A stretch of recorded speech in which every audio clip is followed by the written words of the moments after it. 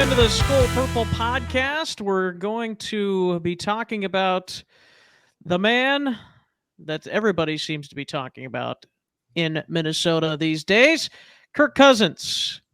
To help me do that, my guy David, my guy Tony, and my own guy. Can I be my own guy to myself? Probably not, but you can be. You're your own person, Carson. That'd be a little strange, but I am known to be a little strange. So there you have it. Gentlemen, how we doing? Are you ready to talk more about Kirk Cousins and the endless saga? Yes. Let's go. All right. So here's the scoop from the man himself, Mr. Minnesota himself, Tom Pelissero. He reported on Monday, I would not anticipate another 1-year extension for Kirk Cousins, which basically means, to put it in layman's terms, that he is not going to sign a 1-year extension. So it either is a multi-year extension or no extension, and they ride out the final year of his contract. So I'm going to toss it to you first, David. What would you do if you were the Vikings? I'll ride it out for 1 year, draft a quarterback, move on. I mean, it's that simple. Sometimes you got to rip the Band-Aid off and move on. I mean, I love Kirk Cousins as a quarterback. He's always available, but he's getting up there in age. And I don't see the point in restructuring or extending a quarterback that's going to be 34, 35 this season till he's 37, 38. Like you always say, Carson, you don't know when his arm's going to fall off. And I don't want his arm to fall off while he's due all that money. I mean, right. I'm not saying Kirk Cousins isn't capable of, getting the Vikings to a playoff, but as Vikings fans, we haven't had our guy. That's sort of kind of the reason why we leaned on Teddy Bridgewater so much, Dante Culpepper so much, because those were our guys drafted by the Vikings, supposed to be the franchise quarterback, the franchise savior, and it never happened. I'm just getting tired of all these quarterbacks coming from other teams, and they're supposed to be here to save our franchise. I mean, the Kirk Cousins scenario has just been, 500. It's been Kirk Cousins. That's all it's been.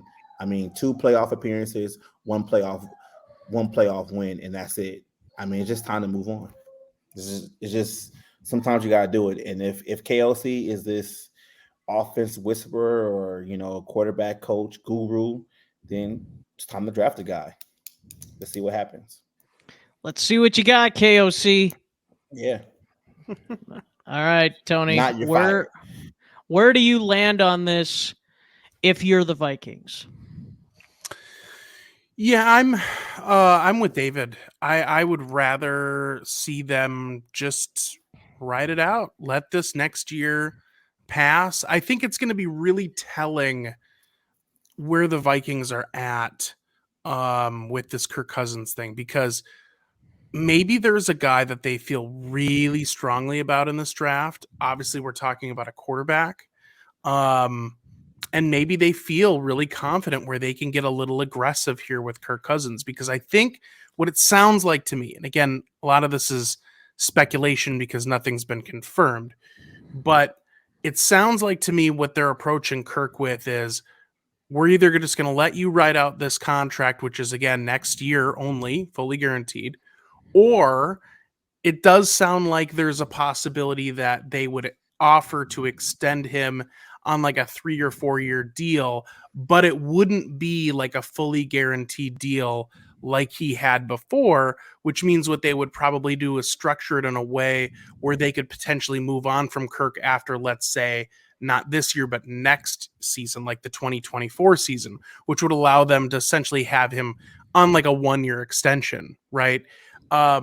We know Kirk Cousins past and the way he's looked at his contract situation, and it very well could be where Kwesi in the front office say, here's what's on the table, and they force Kirk to basically turn down that deal.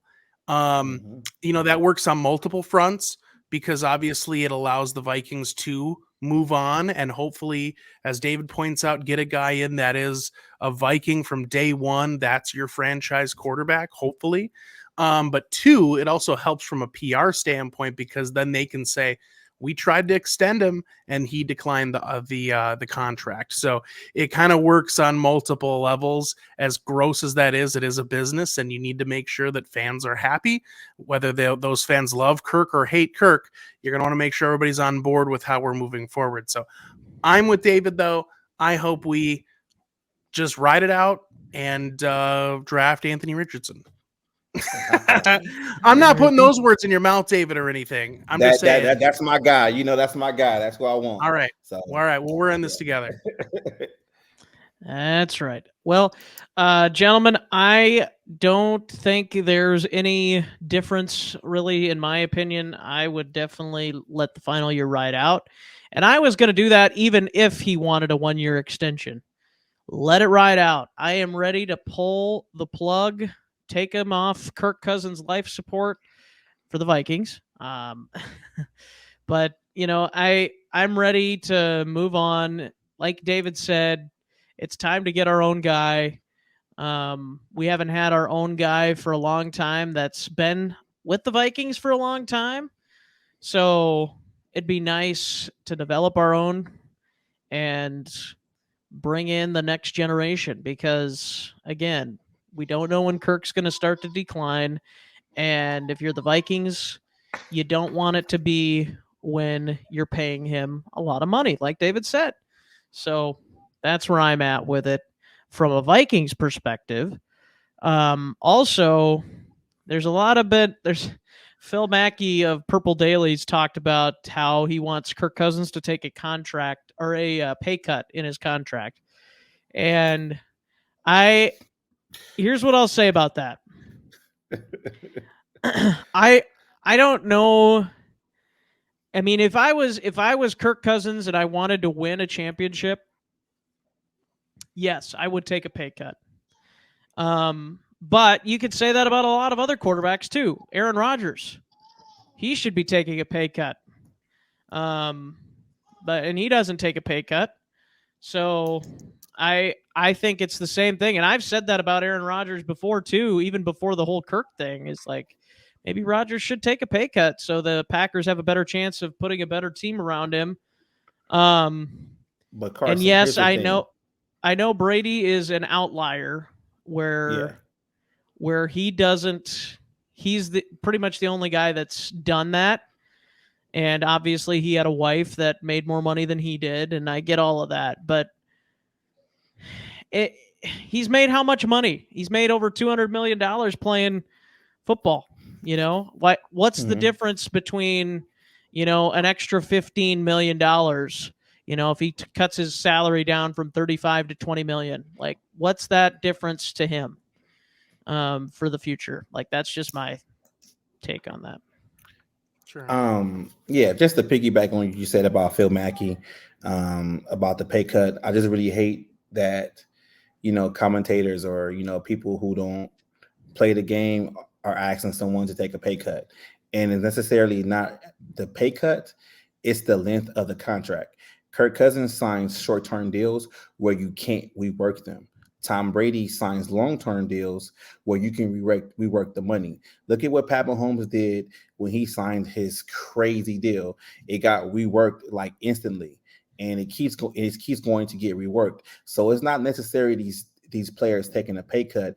It's the restructures that these players need to take. Because if Kirk Cousins would have signed a 7-year deal when he first got here in 2018, the Vikings could have reworked the numbers so many times and kept the defense together, but he didn't. When you have an ironclad contract, which is 3 years guaranteed, you really can't do anything with that.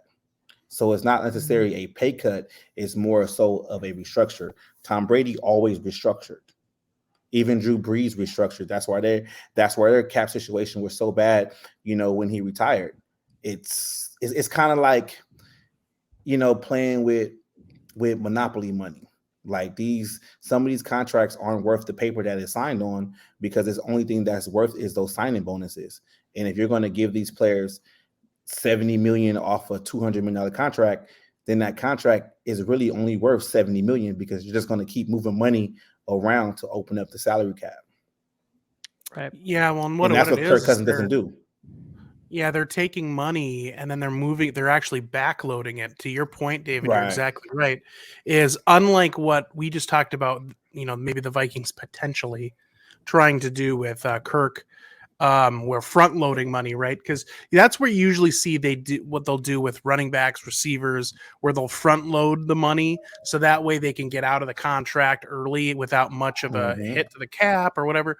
But you're exactly right, David. What they'll do with some of these long-term quarterback deals is they'll restructure it where they'll reduce the cap number this year, but then, it all has to make sense for everybody. What they'll do is they'll move more guaranteed money later in the contract, which provides more security for the quarterback, because then it's harder for the team to get out of that contract late in the contract cycle. So everybody's going to make their money. They're going to make it later, right? Like, it's kind of like, you're exactly right. That's why Drew Brees made just a ton of money late in that contract, because he had a ton of money that got pushed off. Same thing with Brady. Brady was the same way. Yeah, and it's I hear where you're coming from, David. Like, you don't blame the player for wanting to get the most out of his time while he's playing. Yeah. Which I get. I get that, but it just comes back down to, what do you value more? Do you value your money? Do you value winning a championship?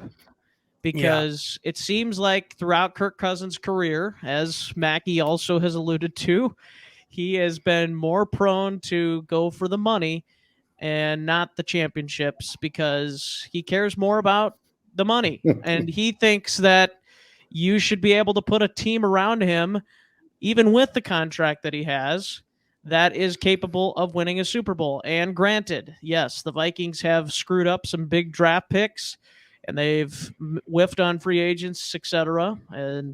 But ultimately, if you're paying the quarterback as much money as he's making, he's got to be able to make up for some of it. Well, and but in 2018, he was the final piece, and they didn't make the playoffs. Right. Yeah, I just to add another layer here with Kirk Cousins personally, I totally get why he did what he did in Washington, because Washington basically was like, we need you, but we're going to kind of publicly treat you like crap, or not acknowledge that, like, you're our quarterback, or, there was the whole Kurt versus Kirk thing, like, by, the GM, like, I get it. And I say more power to him. If you don't have all the faith in me, then I'm just going to continue to play well, and you're just going to have to pony up. But the Vikings have been very accommodating to Kirk. And I don't think he necessarily needed to play hardball with the Vikings. Maybe that first contract made sense because he was a very highly sought after free agent. So we had to give him something that was really attractive. But ever since that contract, the first one, I think there have been plenty of opportunities for him to sign a normal contract with the Vikings. And I think instead, and look, more power to him. I mean, you got to do what you got to do. And if that's going to be the route you go, that's the route you go. But I don't think the Vikings I don't think as an organization, we've ever wavered off of Kirk Cousins. Maybe Zimmer, and maybe that played a little bit into it. But I don't know. It feels like we've kind of treated him pretty well. Certainly some of us fans have had interesting opinions, myself included. But regardless, I don't know. It just felt like there was a very adversarial feeling to him in Washington. And I just never felt that here, but he still conducted business the same way, which was a little interesting to me. Yeah, true. As long as he doesn't pull a Latrell Sprewell and pull I gotta feed my family. That's right. Okay. I gotta feed my family. I can't feed my family. I need $15 million to feed my family. Okay. That's great. And then he abandoned his yacht. Do you remember that, David? Where he like ran a yacht into the beach and then just like left it there. I don't think Kirk is going to do that. So I don't think Kirk so. has a yacht though either. So. Yeah, you never know. You never know. You never know. He's pulling it with his GMC Sienna. Lil van. Kirky. That's what he calls his yacht. But there you go. That is a little short for you guys on Kirk Cousins and his contract. We're all ready to move on this show. I'm sure there's plenty of you out there that maybe aren't, but we'll try and put up with you guys if you put up with us. So appreciate you guys tuning in to this video on the Skol Purple Podcast. Proud to be a part of the Pigskin Podcast Network. And gentlemen, as always, as we always say on this show, absolutely, Skol Vikings. Skol.